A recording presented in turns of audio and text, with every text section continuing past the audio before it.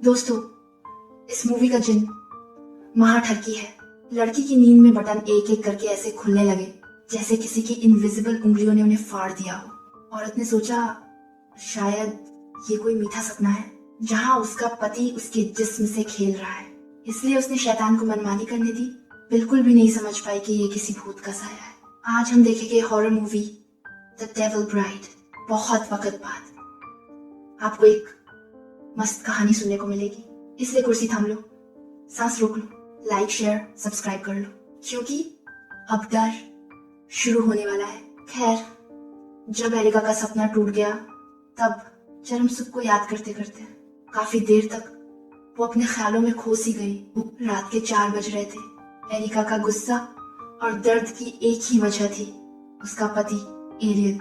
Security guard की नौकरी ने उसे ओवरटाइम का गुलाम बना दिया था। 6 महीने हो गए। नाइट शिफ्ट की ड्यूटी के कारण दोनों एक साथ नहीं सोए, इसलिए दोनों के बीच झगड़ा शुरू हो गया। जब दोनों बहस में उलझे ही थे तब किसी इनविजिबल हाथ ने कपड़े जमीन पर गिरा दिए। एरियल ने देखा कि एरिका सिर्फ चाय लाई। उसने पूछा, रात का खाना नहीं लाई? एरिका ने गुस्से में मुंह बनाते हुए मना कर दिया। सुबह की हल्की धूप में एरियल सिर ढककर सो रहा था, लेकिन एरिका जल्दी जल्दी तैयार होकर ऑफिस के लिए निकल गई। वो एक लॉजिस्टिक कंपनी में काम करती है। अचानक उसे आहट सुनाई दी। पता लगा उसकी दोस्त मजाक कर रही थी। अब हंसते हुए वो बोली, भूत देख लिया क्या? लंच के दौरान उसने एरिका का बुझा हुआ चेहरा देखा और अंदाजा लग गया कि कल रात फिर पति पत्नी के बीच फिर झगड़ा हुआ है। एरिका ने पति के घर लेट आने की बात बताई और तलाक देने का विचार बनाया। आंटी ने प्यार से समझाया, औरत को कभी कभी मर्द के मन को भी समझना पड़ता है। मर्दों पर घर की जिम्मेदारी का बोझ होता है, इसीलिए एरिका को अपने इमोशंस को कंट्रोल करना चाहिए और तलाक की बजाय पति से खुलकर बात करे। उधर दूसरी तरफ एरियल और उसके दोस्तों के बीच भी सेम बातें हो रही हैं, जिसमें उसका दोस्त समझा रहा है, पत्नी से जितना रोमांस करोगे घर में उतने कम लड़ाई झगड़े होंगे। घर पहुंचकर एरिका ने आंटी की सलाह मानी, खुद को सजाया, संवारा, बालों में महकती खुशबू लगाई, जैसे पुरानी यादें फिर जिंदा हो गई। दोस्तों, उसकी सुंदरता में सच में निखार आ गया। आज एरियल जल्दी लौटा और एरिका को देखते ही प्यार उमड़ पड़ा और वो दोनों सीधे बिस्तर पर पहुंच गए। दोनों ने सेक्स किया और थक कर सो गए। रात में अचानक लाइट झिलमिलाई। एक परछाई उसके सामने खड़ी थी। जिन ने उसके शरीर पर फूल रखा और एरिका मायावी दुनिया में चली गई। वो डर के मारे भागने लगी, लेकिन एक सफेद पोशाक वाले आदमी ने उसका रास्ता रोक दिया। उसे घूरते हुए उसकी तरफ बढ़ रहा था। वो चीखते हुए बिस्तर से जागी। खुशकिस्मती से ये सिर्फ एक बुरा सपना था, लेकिन ये फूल यहाँ कैसे आया? सुबह हुई। दोनों कपल बहुत खुश थे। एरियल ने नाश्ता बनाया, प्यार से एरिका को खिलाया। तभी कांच टूटने की आवाज आई। शायद जिन्न आग बबूला हो गया है। ये एरिका के लिए एक वार्निंग थी। अगले सीन में ऑफिस में एरिका ने जैसे ही QR कोड स्कैन किया, वही फूल फिर दिखा और धीरे धीरे शेल्फ के पीछे से वो सफेद कपड़ों वाला आदमी बाहर आया। ऊपर लगे आईने में उसका असली रूप दिख रहा था, सड़ा हुआ चेहरा और शरीर। एरिका घबराकर वॉशरूम में भागी और दरवाजा बंद किया। अचानक उसका पेट खराब हो गया और वॉश बेसिन के पास जाकर उल्टी करने लगी। तभी आंटी टॉयलेट में आई और देखा कि खून में जिंदा कीड़े रेंग रहे हैं। शाम ढली तो वो अकेली सड़क किनारे दुकान के पास बैठी थी। चेहरे पर किसी अनजाने डर की परछाई थी। तभी पीछे से उसकी छोटी बहन एमा अचानक से आ गई।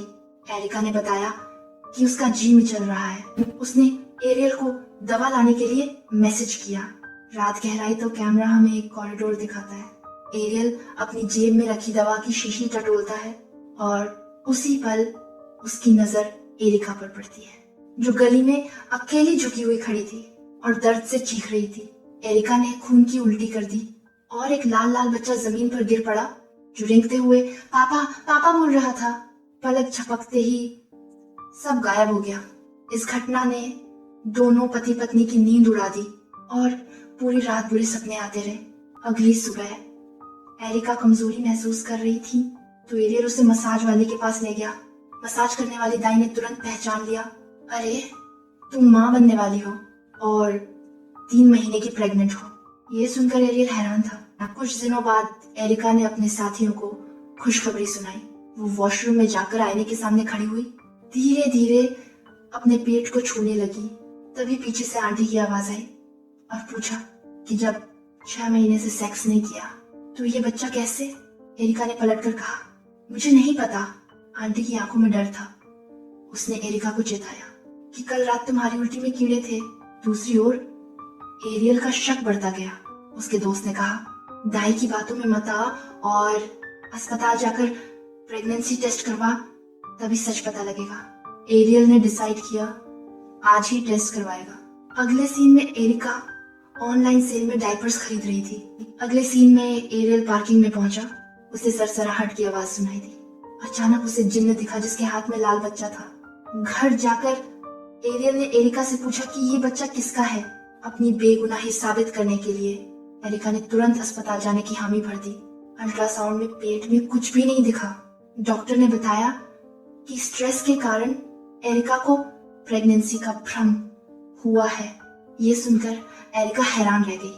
अगले दिन ऑफिस में आंटी बिना कुछ कहे एरिका को अपनी स्कूटर पर बिठाकर उसे भूत भगाने वाले बाबा के पास ले गई। बाबा ने गौर से देखा तो पाया कि एक जिन एरिका के पीछे खड़ा है। बाबा ने उन्हें अंदर आने के लिए कहा। आंटी बताती है कि एरिका नास्तिक है और पूजा पाठ नहीं करती। शायद इसी वजह से बुरी शक्तियां आसानी से उसे अपना शिकार बना लेती हैं। ये सुनकर एरिका को गुस्सा आ गया और बोली, मुझे इस ढोंगी बाबा से कोई इलाज नहीं करवाना। इतना कहकर वो दरवाजा पटक कर चली गई। आंटी स्कूटर से घर आ रही थी, तब सड़क के बीच में एक बिल्ली का बच्चा मिला। आंटी को उस पर तरस आया, लेकिन बिल्ली का बच्चा तुरंत अंधेरे में गायब हो गया। आंटी ने मोबाइल की टॉर्च जलाकर उसे ढूंढना शुरू किया, लेकिन अगले ही पल छत गिरने से आंटी की मौत हो गई। कैमरा हमें दिखाता है कि ये तो एरिका का विजन था। एरिका तुरंत नीचे की ओर दौड़ पड़ी। पता लगा खून से सनी सफेद चादर के नीचे आंटी की लाश पड़ी थी। एरिका के पैरों तले जमीन खिसक गई और वह जमीन पर बैठकर रोने लगी। तभी एरियल जल्दी से दिलासा देने दौड़ा और उसका हाथ संयोग से एरिका के पेट पर छू गया। एरियल को लगा जैसे कुछ हिल रहा हो। उसके पेट के भीतर कुछ जिंदा है। आखिरकार एरिका को भी लगने लगा कि किसी जिन ने उसको प्रेग्नेंट किया है। वो एरियल के साथ बाबा के पास जाकर भूत भगाने का इलाज करवाती है। जैसे ही बाबा का मंत्र पूरा हुआ, पेट के अंदर बच्चे के हाथ दिखने लगे और धीरे धीरे एरिका का पेट छोटा होता गया। बाबा ने चेतावनी दी, ये टेम्परेरी इलाज है, जिन को खत्म करना इतना आसान नहीं है। अब एरियल एरिका के साथ रहकर उसकी देखभाल करता और जिन उनकी जिंदगी से बाहर चला गया। लेकिन अगले महीने सिटी में बड़ा मैच होना था और सिक्योरिटी गार्ड्स को ट्रेनिंग के लिए बाहर जाना था। एरियल ने पूछा, अगर तुम चाहो तो मैं नहीं जाऊंगा। एरिका ने मुस्कुराकर कहा, जाओ, कुछ रातों की बात है, मैं मैनेज कर लूंगी। पहली रात टीवी देखते देखते वो सोफे पर ही सो गई। सुबह तक कुछ भी नहीं हुआ। उसने सोचा बाबा के मंत्र से भूत डरकर चला गया। जब वो ऑफिस पहुंची तो सबकी निगाहें उस पर थी और सभी एम्प्लॉय के अंदर मानो भूत घुस गया हो। एरिका डर गई और उसने अपनी बहन को फोन करके बुला लिया। दोनों बहनों ने सोचा कि रात किसी तरह काट लेंगी और सुबह होते ही बाबा के पास चलेंगी। लेकिन दुर्भाग्य से राक्षस ने उन्हें यह मौका नहीं दिया। 12 बजते ही कमरे में हलचल हुई। शैतान ने छोटी बहन को बिस्तर से नीचे गिराकर कमरे से बाहर फेंक दिया। एरिका को गले लगाते हुए भूतिया पंजा उसके पेट पर रख दिया और उसका पेट फिर से गुब्बारे की तरह फूलने लगा। सुबह जब एरिका जागी और उसने नीचे देखा, पेट गोल उभरा हुआ, उसकी आंखों में आग उतर आई। उसने अपने ही शरीर पर वार करने शुरू कर दिए। घूंसे, थप्पड़, चीखें, हर वार के साथ खून की एक पतली धार निकलती रही। लेकिन वो चीज अभी भी उसके भीतर हिल रही थी। वो गुस्से में बोली, अब बस हो गया, तेरा अंत निकट है। कपड़े सुखाने वाला मेटल हैंगर लिया और बाथरूम में चली गई।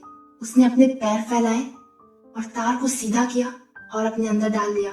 भयंकर दर्द के बाद उसका पेट अचानक से उड़ गया, जैसे किसी ने हवा निकाल दी हो। वो मुस्कुराई, पर वो मुस्कान जल्द ही मिट गई। पेट फिर से उठने लगा, इस बार और बड़ा और डरावना। इसी बीच एरियल घर लौट आया। उसने दरवाजा तोड़ा, एरिका को खून में लथपथ पाया। वो एरिका को बाबा के पास लेकर भागा। बाबा ने कहा, अब जिन्न का असली चेहरा देखो। एरिका के सपने में सफेद कपड़ों वाला आदमी फिर से सामने आया, लेकिन उसका रूप बदल गया, एक सड़ा हुआ राक्षस का चेहरा। बाबा बोला, ये वही है जो शादीशुदा भाभीियों को फंसाता है ताकि उन्हें प्रेग्नेंट करके अपने जैसे राक्षस पैदा कर सके। बाबा ने मंत्र पढ़ना शुरू किया। एरिका की आंखें पलट गईं, शरीर हवा में उठा, जैसे कोई रूहानी ताकत उसे जकड़े हुए है। एरियल कांपते हुए आगे बढ़ा। बाबा ने याद दिलाया, प्यार, ये तुम्हारी ताकत है। एरियल उसके कान में बोला, एरिका, मैं तुमसे प्यार करता हूँ। एरियल की आवाज एरिका की आत्मा में उतरती चली गई और अचानक एरिका जिन्न की गिरफ्त से आजाद हो गई। हवा शांत हो गई और एरिका बिस्तर से उठ खड़ी हुई, लेकिन वो मुस्कुरा रही थी। शायद राक्षस खत्म नहीं हुआ था, वो नरक में फंसा हुआ है। आखिरी सीन में 6 साल बाद हमें दिखाया जाता है कि एरिका ने नया घर खरीदा, हिजाब पहना और एक सच्ची मुस्लिम बन गई। अब उनके 2 बच्चे हैं, दोनों फुटबॉल खेल रहे हैं। जब फुटबॉल घर के बाहर चली जाती है तब हमें एक आदमी सफेद कपड़ों में दिखाया जाता है और मूवी यही खत्म हो जाती है। क्या जिन्न नरक से वापस लौट आया है? जानने के लिए चैनल को सब्सक्राइब जरूर करें।